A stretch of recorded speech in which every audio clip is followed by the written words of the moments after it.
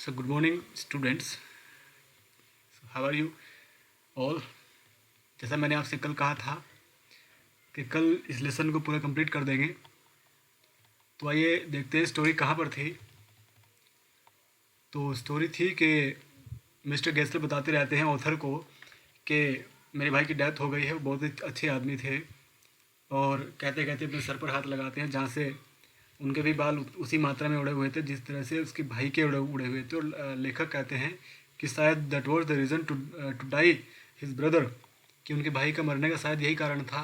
कारण मतलब बाल उड़ना नहीं बच्चों, टेंशन, डिप्रेशन। तो फिर यह बात ख़त्म करते हुए गेस्लर कहते हैं कि क्या आपको कोई किसी तरह का शूज़ चाहिए, और फिर एक चमड़े का टुकड़ा दिखाते हुए कहते हैं कि ये एक सुंदर पीस है। तो आगे देखते हैं, कंटिन्यू करते हैं। I ordered several pairs, it was very long before they came, but they were better than ever, one simply could not wear them out, and soon after that I went abroad.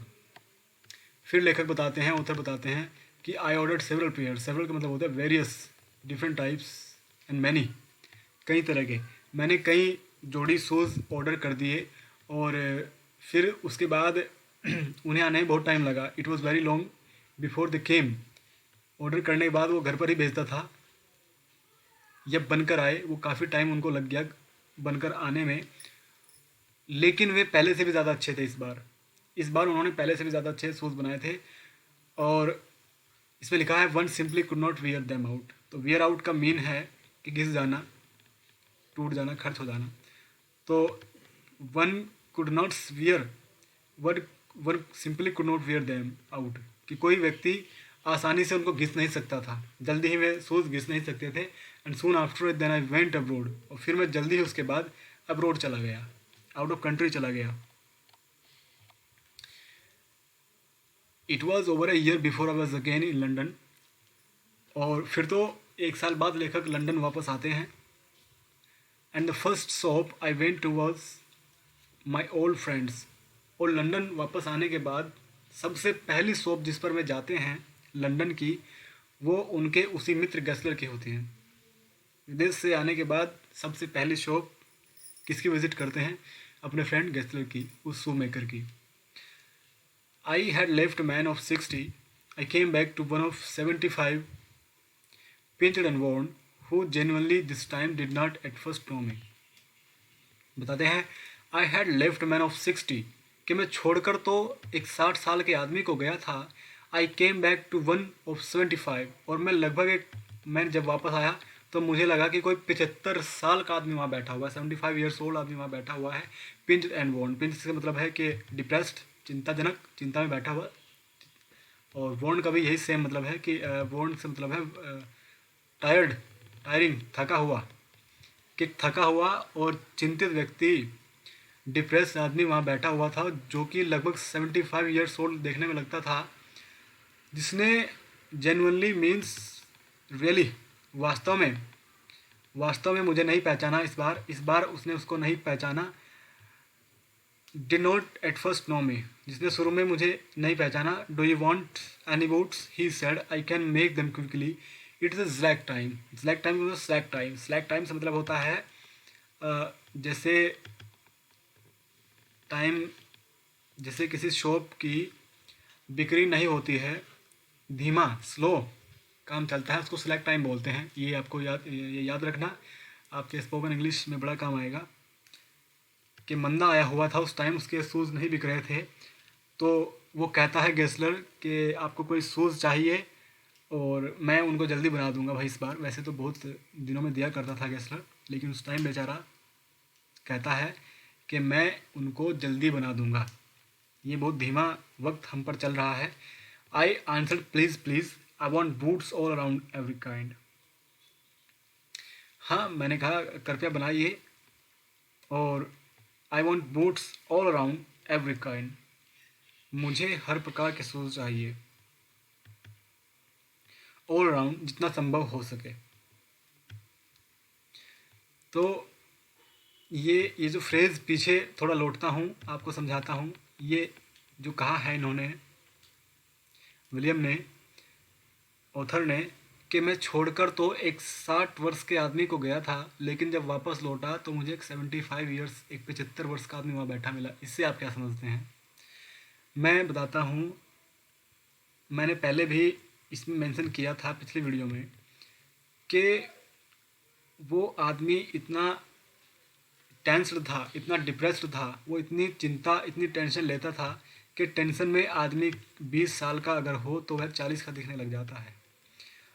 तो यही मतलब है, सिर्फ इतना ही वो था। तो Gessler ही कोई बूढ़ा नहीं बैठ गया था, मतलब यही है कि वह लगने लगा था 75 वर्ष का एक साल बाद ही। क्योंकि लेखक ऑथर बताते हैं कि मैं एक साल बाद लौट आया था लंदन वापस अब्रॉड से, तो एक साल में ही गेस्लर ऐसा लगने लगा था जैसे 75 वर्ष का हो गया हो। Well, come to the point. अब फिर से लौटते हैं। I had given those boots up when one evening they came. One by one I tried them on, in shape and fit, in finish and quality of leather. They were the best he had ever made. I flew downstairs, wrote a check and posted it at once with my own hand. बताते हैं कि I had given those boots up. Given up का मतलब है कि मैंने तो उम्मीद ही छोड़ दी थी। मुझे तो लग रहा था कि शूज़ आते ही नहीं। जो शूज़ उन्होंने ऑर्डर किए थे, उन्हें तो लग रहा था उधर को कि वो शायद नहीं आएंगे, लेकिन वो एक दिन शाम के टाइम आ ही गए। और उन्होंने एक के बाद एक उनको ट्राई किया। जैसे कि उन्होंने कहा था कि मैंने कई सारे शूज़ ऑर्डर किए, तो एक के बाद एक उनको ट्राई किया। वे सारे के सारे शेप में इतने अच्छे, इतने फिट थे, और फिनिशिंग में यानी शाइनिंग में और क्वालिटी में, लेदर की क्वालिटी में इतने अच्छे थे कि इससे पहले तो उन्होंने भी कभी खुद शूज़ नहीं बनाए होंगे उनके लिए। तो वे सीधे डाउनस्टेयर्स जाते हैं, यानी ऊपर से नीचे वाली बिल्डिंग में जाते हैं, नीचे वाले फ्लोर पे जाते हैं और एक चेक उठाते हैं और तुरंत पोस्ट कर देते हैं अपने हाथों से गेस्लर के नाम। फिर एक दिन क्या होता है, a week later, passing the little street, I thought I would go in and tell him how splendidly the new boots fitted, but when I came to where his shop had been, his name was gone. कहते हैं कि एक ही week later, एक हफ्ते के बाद, उस जगह से निकलते हुए, उस गली से निकलते हुए जहाँ उसकी दुकान हुआ करती थी, I thought I would go in and tell him how splendidly the new boots fitted. लेखक को लगता है कि चलो जाते हैं वही इसकी दुकान पे और इसको बताता हूँ कि कितनी शानदार तरीके से, स्प्लेंडिडली, कितनी शानदार तरीके से आपके बूट मेरे पैरों में फिट आए हैं। तो चलो उसका धन्यवाद अदा करता हूँ और मिल भी लेता हूँ।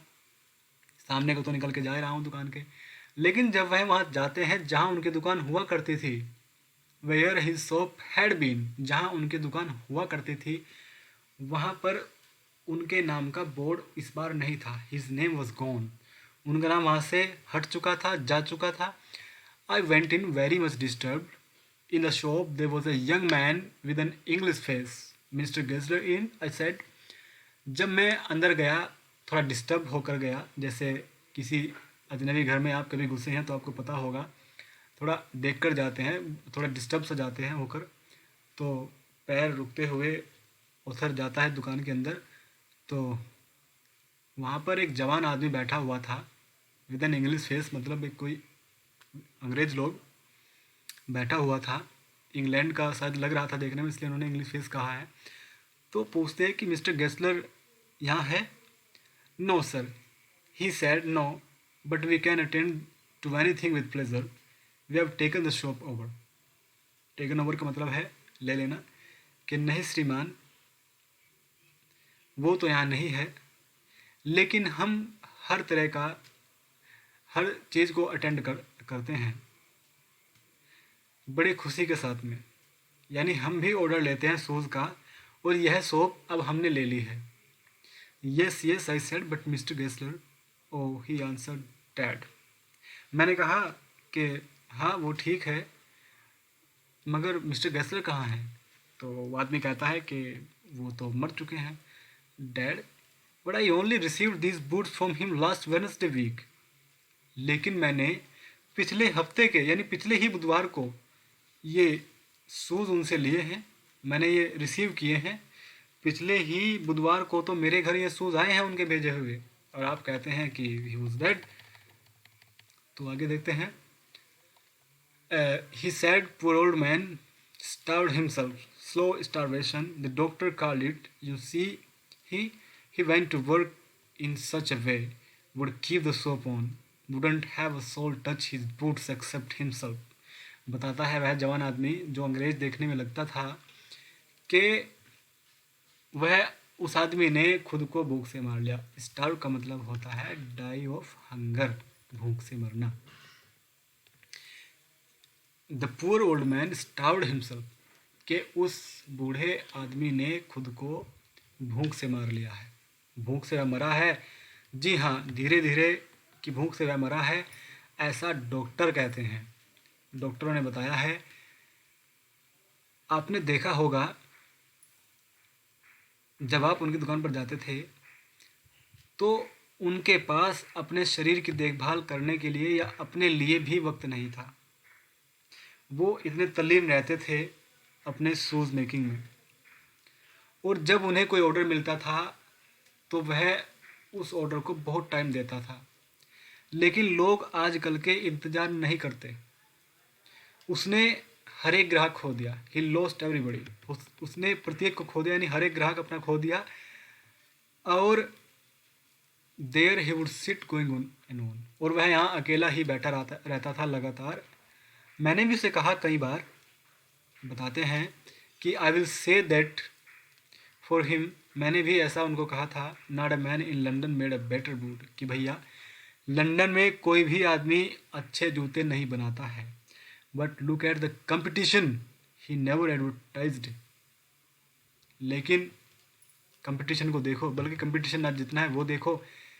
उसने कभी अपना एडवर्टाइज नहीं किया, कभी खुद का प्रचार नहीं किया. Would have the best leather too, भले ही, हाँ ये बात तो है, भले ही उनके पास बहुत बेस्ट लेदर होता था. And do it all himself.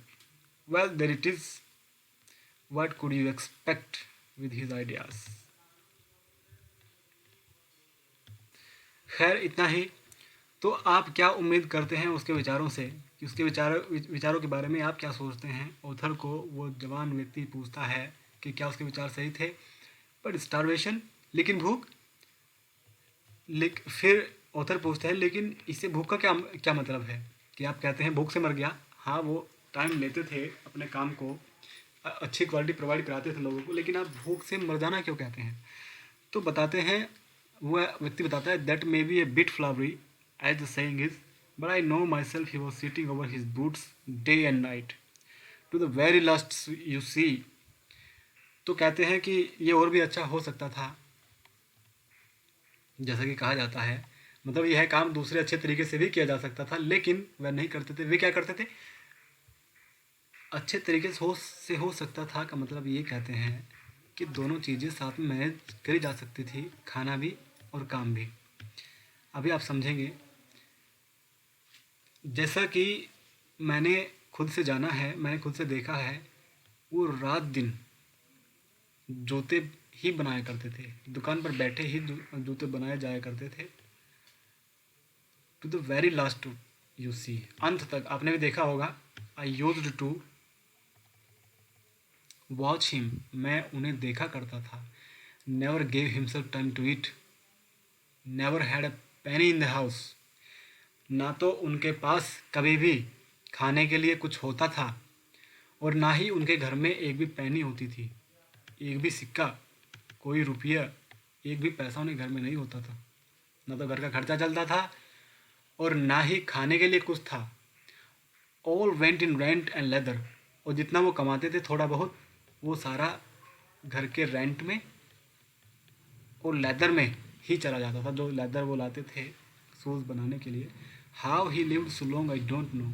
और इतने लंबे समय तक वो कैसे जिया ये मुझे नहीं पता. He regularly let his fire go out. He was a collector but he made good boots. Yes I said he made good boots. वह व्यक्ति कहता है, अब ऑथर कहते हैं, पहले तो वह व्यक्ति ही बता रहा है कि वह इतने लंबे समय तक कैसे जी लिए ये मुझे भी नहीं पता. But he regularly let his fire go out.